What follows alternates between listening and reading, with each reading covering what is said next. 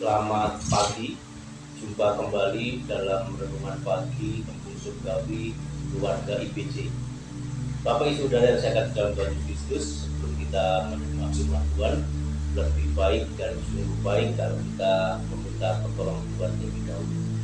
Bapak Surgawi, Tuhan Yesus Kristus, Selamat kami yang hidup, Roh Kudus yang menjadi sumber pertolongan dan kekuatan kami. Pagi hari ini kami sangat bersuka-cita, bersyukur boleh menyikapi kehidupan yang Tuhan anugerahkan, dan kami ingin mengisi hari ini untuk tetap menjadi berkat dan menjadi keteladanan di dalam hidup kami, agar nama-Mu terus kami permuliakan. Tuhan Yesus Kristus, apa yang kami sampaikan biarlah semuanya dalam kendali dan kontrol-Mu melalui Roh Kudus, firman tidak ada yang kembali dengan sia-sia. Terima kasih Tuhan Yesus, terima kasih. Haleluya, amin. Bapak Ibu Saudara yang saya kasih Tuhan Yesus Kristus, narasi ini saya ambil dalam Lukas 17 ayat 11 sampai 19, di mana dikisahkan tentang 10 orang yang sakit kusta. Di teks tersebut, di perikop tersebut ayat 11 sampai 19 mengenai tentang 10 orang kusta, di mana Yesus Kristus senantiasa aktif melakukan kabar kerajaan Allah, bagaimana Dia adalah Allah yang telah jadi manusia, banyak melakukan keajaiban dan mukjizat, dan nama Yesus Kristus sudah terkenal di masa itu, sehingga ketika perjalanan Yesus mau ke Galilea, Dia harus melewati daerah perbatasan antara Galilea menuju Samaria dan Samaria menuju Galilea. Dan disitulah mereka bertemu, 10 orang kusta itu tahu Yesus Kristus yang telah begitu banyak melakukan mukjizat.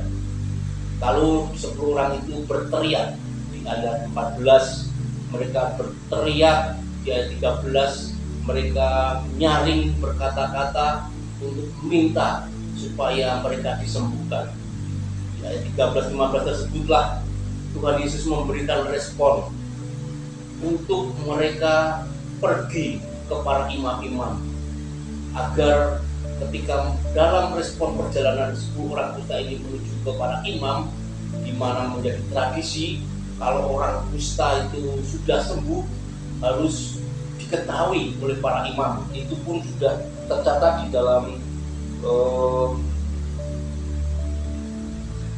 Imamat 14 ayat 1 sampai 32 tentang hukum atau peraturan orang kusta.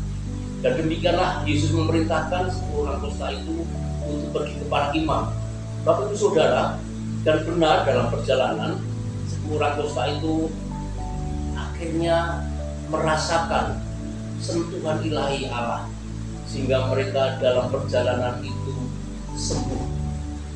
Satu orang Samaria, orang asing yang dikatakan dia bicara oleh Lukas, itu memberi respon, merasakan benar bahwa sentuhan Allah, sentuhan kuasa Yesus Kristus itu ternyata sudah memulihkan keadaan sakit kustanya.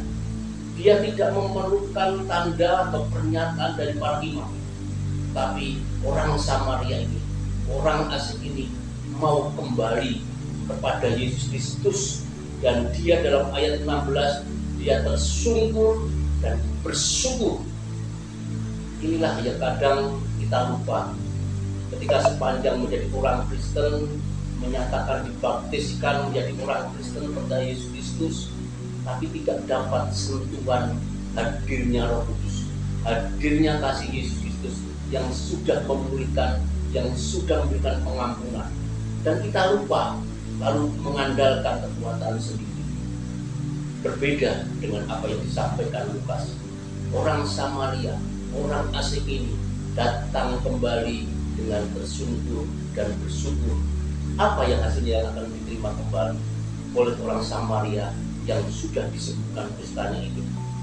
Dalam ayat 19 dikatakan, lalu ia berkata kepada orang itu, berdirilah dan pergilah, imanmu telah menyelamatkan engkau.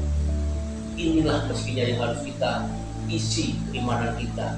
Bukan hanya tentang fisik, bukan hanya tentang kebutuhan jasmani yang bercukupan, berkelimpahan, atau bahkan sakit penyakit kita disembuhkan, namun kita harus menangkap apa yang dimau Tuhan Yesus Kristus, apa yang harus kita responi tentang kasih anugerah keselamatan itu, yaitu datang tersungkur dan bisa bersyukur, sehingga Yesus Kristus memberi berkat anugerah melalui sentuhannya.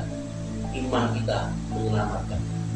Bapak Ibu Saudara yang kasih dalam Tuhan Yesus Kristus, selayaknya sebagai orang Kristen kita bisa bersyukur agar kasih anugerahnya semakin berlimpah-limpah untuk kita menjadi kesaksian yang benar, sehingga kita bisa menceritakan Yesus Kristus adalah juru selamat kita.